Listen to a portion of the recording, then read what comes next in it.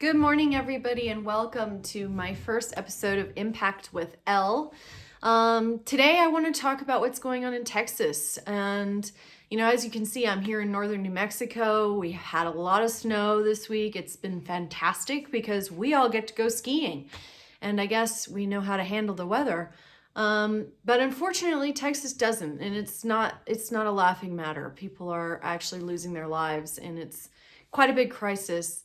And I think, initially I jumped to trying to figure out what's going on over there because I have a lot of loved ones and friends there, and it's important to me.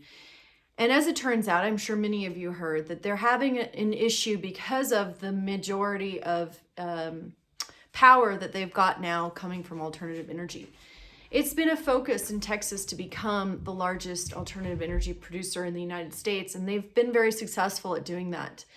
They have a huge wind production capacity. The problem is those turbines froze. And in addition to that, solar has been covered in either snow or clouds, so it's not working very well. Well, that put on a huge surge in demand for the fossil fuels, which includes coal and natural gas, to ramp up and cover what the unreliable wind and solar was struggling from. So unfortunately, that couldn't cover that gap. And in addition to it, they had some freezing issues as well, which I think is just a fact that they were not built to be prepared for these kind of freezing temperatures.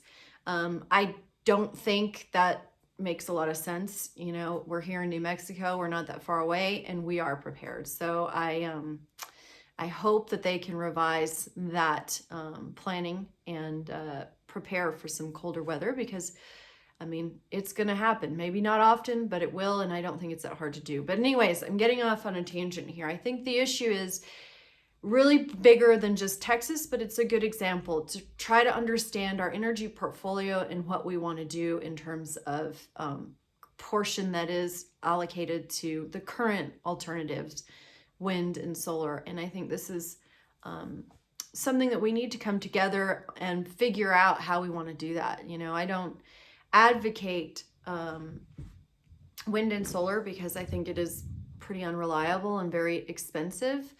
That being said, I think that the objective of trying to have a cleaner solution and less emissions is a good one. I think we do have ways to do that, including nuclear and natural gas, and I think we've moved in that direction, though nuclear less so now because there's a lot of fear and misinformation around that. But again, if you want to reduce carbon, it's a great solution. In addition to that, if you want reliability in times like these, nuclear is a great solution. Unfortunately, we just don't have enough of it to fill the gap that's been, that's been produced by the wind and solar focus.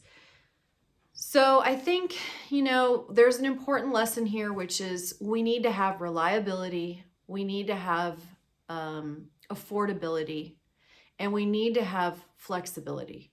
And I think we need to rethink our energy goals and make sure that they are tied to facts, not emotions, and things that work best for us as a society and as humanity. We just can't kill people or cause them to suffer like we are now because we want what makes us feel good and really isn't a good solution. So let's think about that. So I encourage you guys to reach out to me, put comments in the feed, and definitely I'm eager to start a discussion. I'd love to have folks debate me, so hopefully somebody will bring up some information that I'm not aware of, and I wish everybody really, really good luck with getting the grid going again in Texas. They desperately need it. It's just horrible.